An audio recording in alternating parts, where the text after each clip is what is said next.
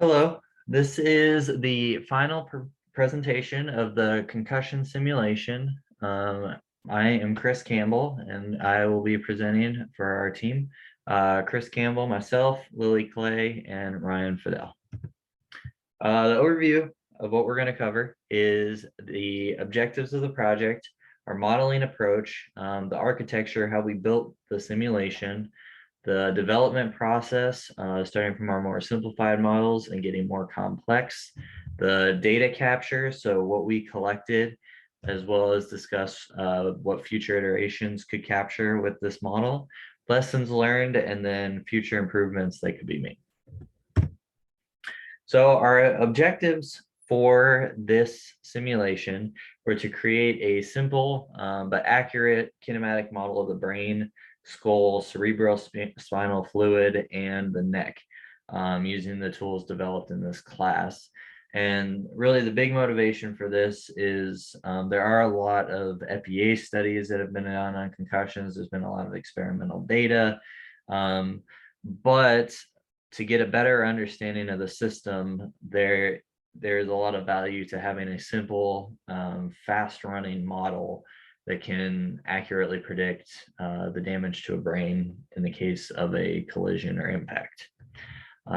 Therefore, going along, we wanted to be able to determine the force, acceleration, and velocity of a brain that is experiencing an impact, and being able to modify the parameters of that scenario, and to potentially, time permitting, validate existing models, FEA or experimental models, to validate the accuracy of this simulation.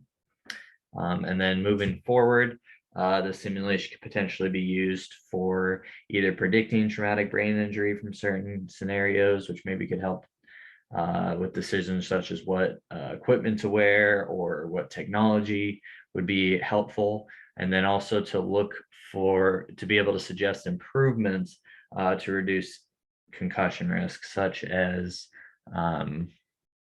what materials we could use, what technology we can use, and basically which buttons and levers we can adjust to make scenarios safer. So our basic modeling approach was to create a 2D model and examine the linear accelerations that a brain experiences during a collision with a wall.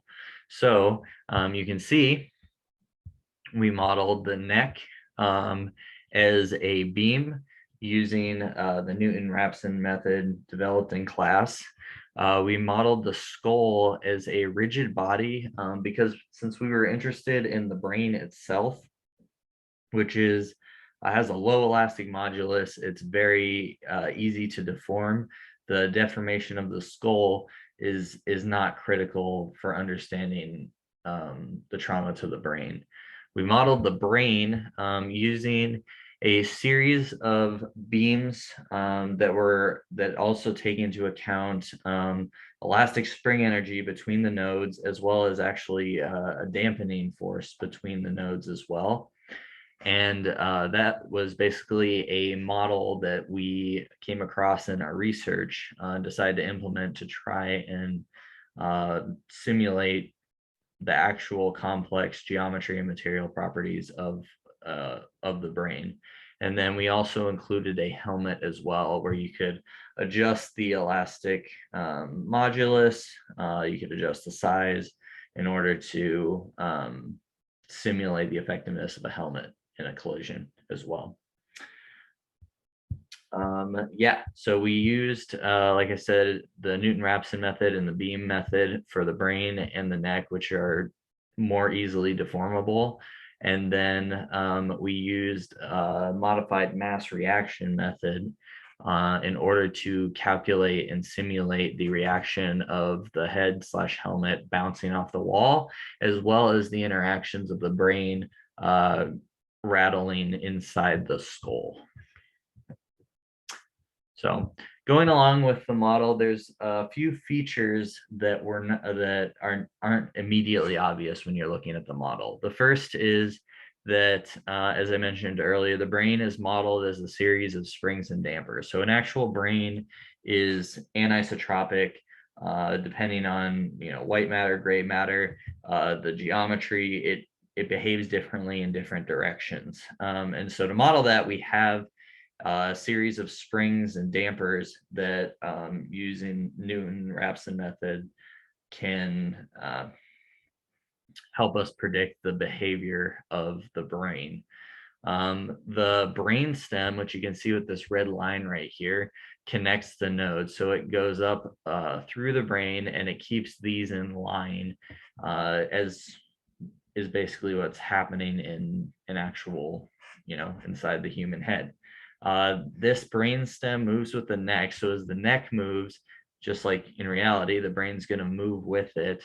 And then the brain also alters the angle depending on the end of the neck. So it's taking a lot of inputs from there, but we're still allowing it to deform as it hits the skull, using the beam and the modified mass reaction methods.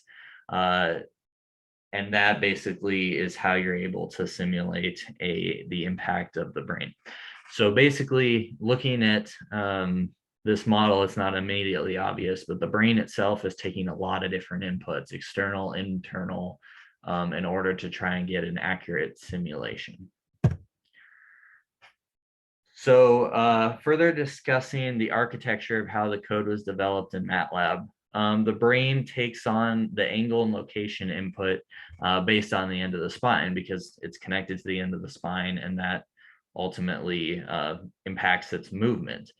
And the way that was done is by adding an XY offset and an angle calculation. So as the spine deforms, depending on the motion of the end of the spine, affects the motion of the brain. And that's fundamental to the development of the code.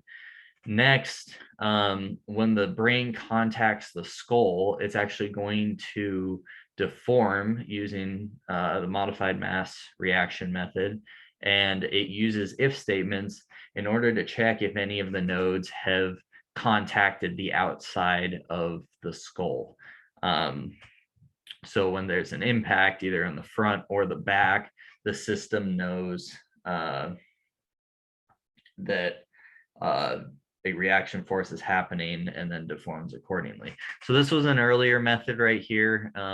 You can kind of see there's a couple subtle changes to it. You can notice the brain is initially not connected on the first frame, and then it connects. So that was showing the XY offset, which we corrected for the final model.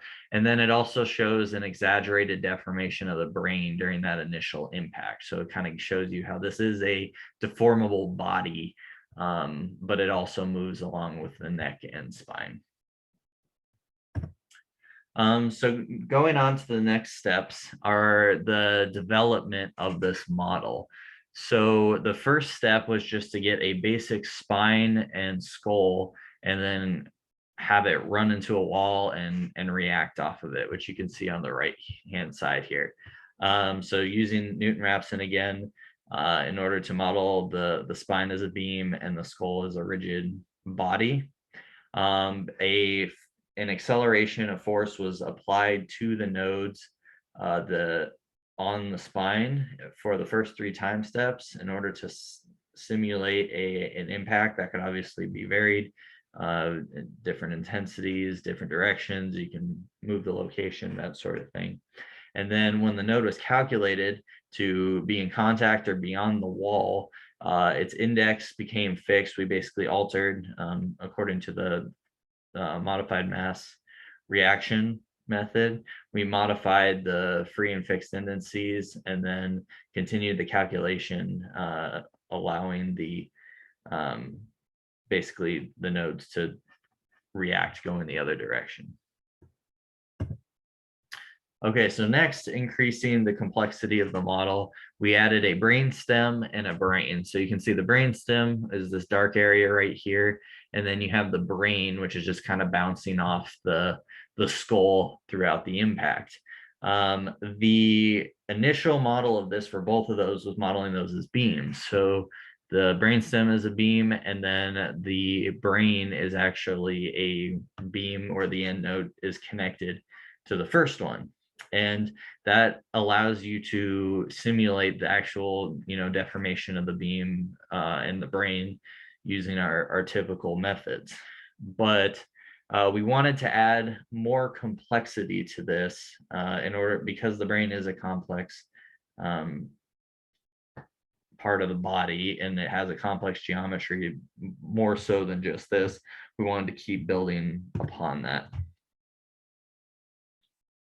So the next step for us was modeling the brain as a mass spring damper system. So the initial model was a 4-node spring and damper system, as you can see right here, moving through a viscous fluid.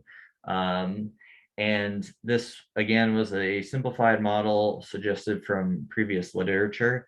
And obviously it doesn't take into account the actual geometry of the brain so much, but it does show kind of the interactions between the different neurons and the different parts of the brain. So we incorporated that, and then we built it up. So once we had that initial model working, we were able to add more nodes and make it a more complex design of the brain and get it close to what the size would be in the actual skull. Obviously, it's not quite the right geometry, but it's a decent approximation. So we added additional brain nodes. These brains, as we discussed earlier, or the brain reacts to the angle of the spine. It stays in contact. These guys in line, simulating the brain stem, and then it deforms during impact as well. So this is the current model, and you can see it captures a couple different features. It captures the impact of the brain on the skull, and you can see the subtle deformation of the actual brain itself, which stays in contact with the spine. And then it also reacts and bounces off. So you get a forward reaction and then actually a rebound off the back of the skull, and actually a little bit of rattling inside there. So there's a lot of different motion and impacts being captured inside this model. This is our data capture. It's a little bit spiky in certain places. This would probably be improved if the time step was decreased and there was a little bit more resolution there. But the model ran fairly quickly with a 0.01 second time step. So that's what we continue to use for this. But you can notice you get the first reaction, and then you get the reverse, which is a little smaller because the brain's moving through a viscous fluid. On the rebound off the back of the skull, so front of the skull, back of the skull, and then there's a little bit of reverberation throughout the skull, but that it eventually attenuates and decreases due to the viscous dampening in the brain, as well as from the fluid in the skull. So there were a lot of challenges with this model. It looks like a simple model, but as we've discussed before, there's a lot of forces, internal and external to the brain itself. So that was by far the toughest part to implement in this project, was actually getting the brain to work. It was very squirmy, essentially, as you can see in this model. Because the brain has such a low modulus of elasticity compared to metals or typical construction materials, it was very sensitive. If there was any incorrect forces or any error would be exaggerated greatly by the Newton-Raphson beam calculation methods, as well as the reaction methods as well. So that made it tough to implement and tough to control. And also that the brain had an unrealistic geometry. Brains aren't a zigzag pattern of springs and dampers like we modeled here, which we thought, based on the papers, would be a good way to simulate it. But based on the difficulties we ran getting this to work, that was not probably the best model we could have used, because as we know, the brain doesn't just fly all over the place and expand and contract in real life. So for future improvements, So for future improvements, one of the big things that we learned was that isn't the best way to model a brain. It gives a good starting point and a good simulation of an initial impact. But if we wanted to improve this model for developmental use, for studies, that would be the first thing you would want to do, is to try and come up with a better model of the actual brain itself that better represents the geometry of the brain, as well as the anisotropic material characteristics of it. And maybe that's still using springs and dampers, but in a different orientation, or getting a little bit of different control for that.